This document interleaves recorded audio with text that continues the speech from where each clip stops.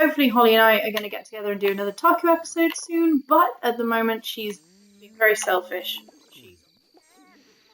I was on holiday last week, so that's why we haven't recorded recently. Look at this butterfly, it's so small. I don't know where it's all coming from. Oh good. I don't have any water.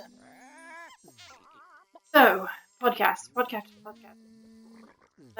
There's a good one called Midnight Resistance, which is by a few of my friends. It's about games, but it's a bit different because they've been doing it for like 10 years or something. They're very nice. I'm terrible at this. I should not be a critic. I went on holiday to Sardinia, is where I went. Nice, and it was hot, and I didn't get sunburnt, which is like a huge achievement.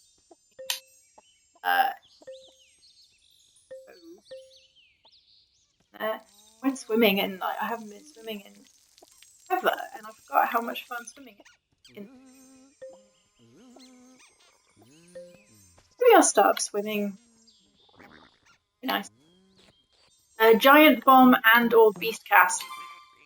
So, I don't really listen to a lot of video games podcasts, and if I do, they tend to be ones by people I know, which...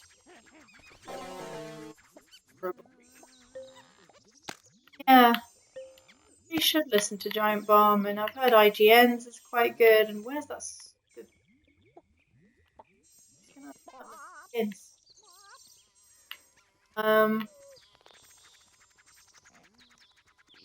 There you go! Factor 50 I haven't heard of. That's a good thing. Yes. I also listened to Last Podcast on the Left, which you guys would probably appreciate.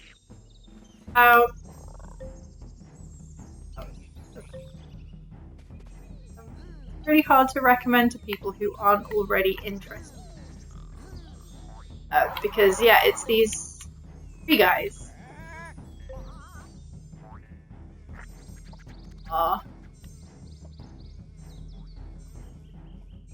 Awful people. No other way to say it. They make awful jokes, and they talk about serial killers, and they're very... I guess you would call it unpolitically correct or politically incorrect. I don't actually know what the opposite is. Why is my chicken on fire? What?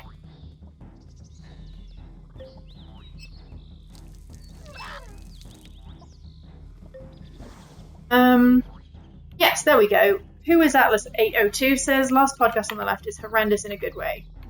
If that sells it to you, then, you know, go for it. It's a really, really good podcast for people who kind of like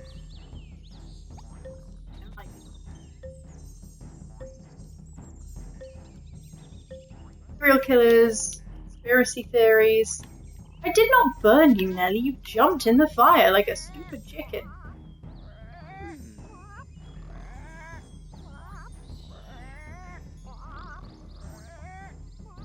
Why are the chickens?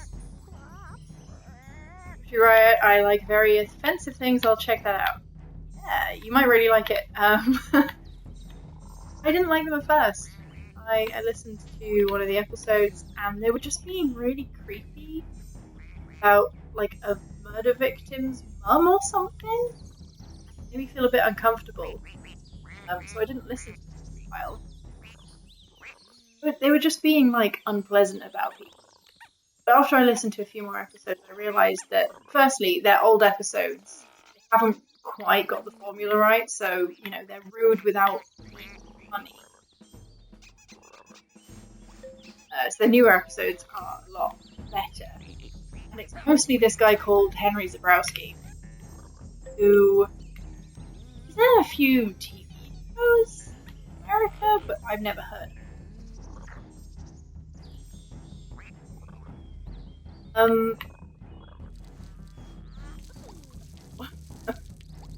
He's also kind of...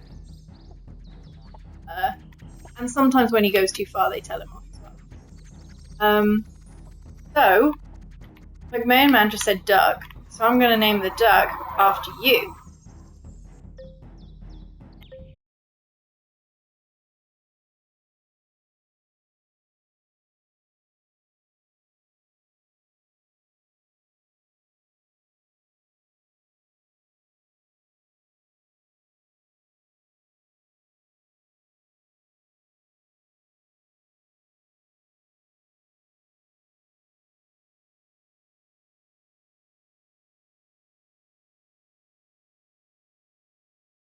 Okay. Back. I'm back! Okay, so there we go. Another stream viewer duck. Yeah, so last podcast on the left is an acquired take. But I hated it and now I love it. So, oh, and another great one. Everyone I've recommended it to has become like an actual mega fan. It's called My Dad Wrote a Porno. And the title is self-explanatory. Chicken on fire again. No. About a guy whose dad wrote a terrible erotica novel and they read it out. That's the podcast. They just read it out. And then they make jokes and they laugh, and the main source of humour is that it's so badly written. Entertainingly. It shows like a complete lack of knowledge of like female anatomy and lots of other things. So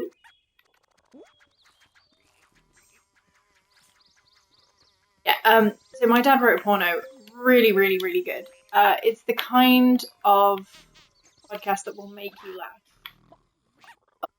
And everyone will look at you weird. Oh, it's so funny. You should definitely at least try one episode of it. The erotica is called Belinda Blinked, which is like the most unsexy name for a sexy book. Blinking is not. Like, they make a point of this, I think, in the first episode, where they're like, does he mean winked? Winked is a sexy thing, but blinked? Not?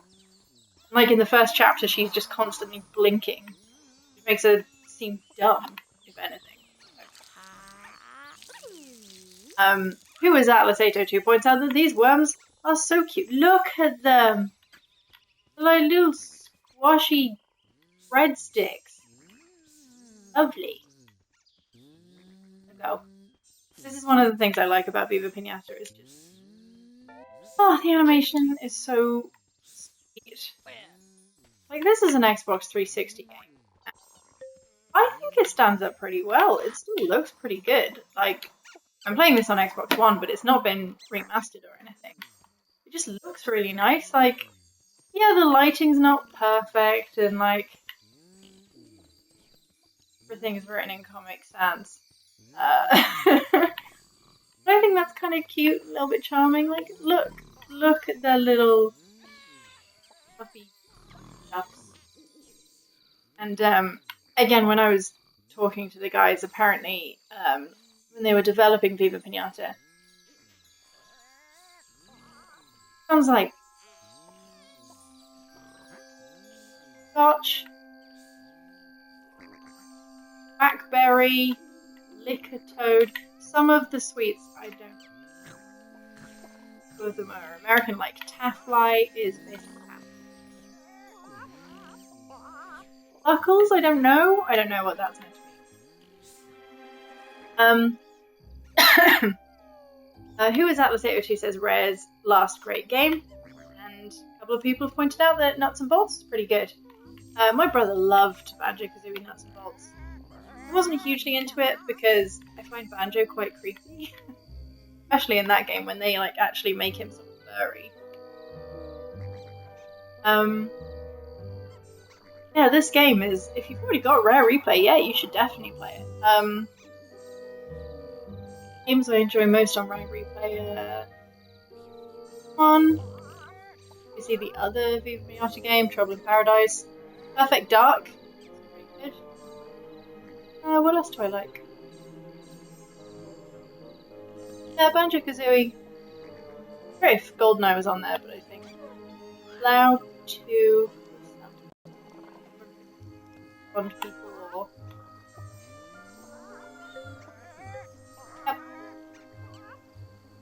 yeah, Grabbed by the Ghoulies. I hadn't played until we did a Rare stream recently. Yeah, it's really good. Like, it's very Nintendo. A game that I don't think was on the Nintendo.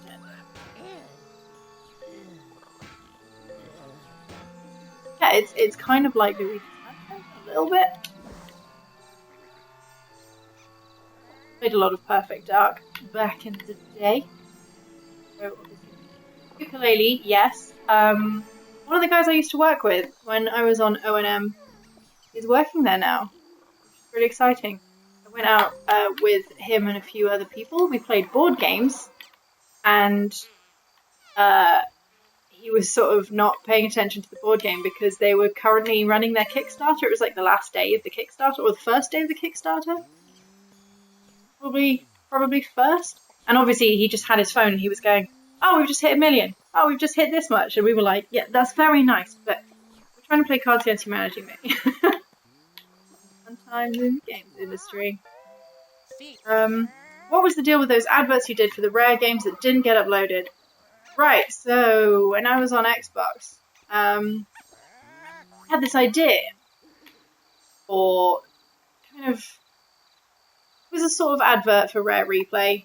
Because obviously we work for Xbox, like we were a promotional channel in a sort of more low-key way where it was sort of like real and so yeah, I came up with this idea.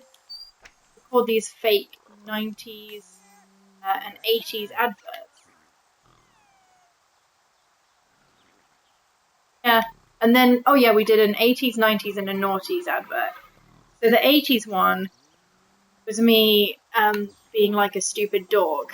And then Benny came over and told me to drink something. And I think it said like Jack or something on it. And I drank it and then I turned into a cool 80s girl. And then the 90s advert was like really high contrast. We were wearing like backwards caps and sunglasses and we were like, yo, dude. And it was something about Battletoads. I forget. And then the noughties one was based on like the Still It Bang adverts. So me and Penny were both wearing like white shirts. It took me ages to get Penny to bring in all the right clothes and the right props. Bring in a white shirt and he was like, yeah. And I'd be like, Benny, have you brought in a white shirt? And he'd be like, oh, I didn't.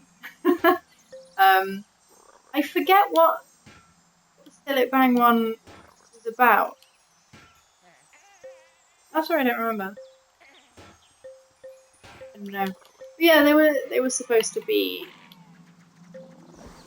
I don't really remember why actually, but they were supposed to be like a bit of fun at Rare Replay because I think at the time nothing was really coming out, and I love Rare, so for me it was quite still Rare happening. I was keen to do as much Rare stuff. Yeah. Yeah, I don't have access to those ads anymore, and I wonder if they still have the files. It was a shame we never got to upload them actually, because I spent a lot of time working on them. A lot of time. Still, better not be a chicken. Yeah, you can see the leftovers of those videos, those adverts. My goodbye video. Goodbye, Kate. And yeah, you can see you can see bits of the 80s and the 90s. In fact, I think you can see the whole of the 80s one.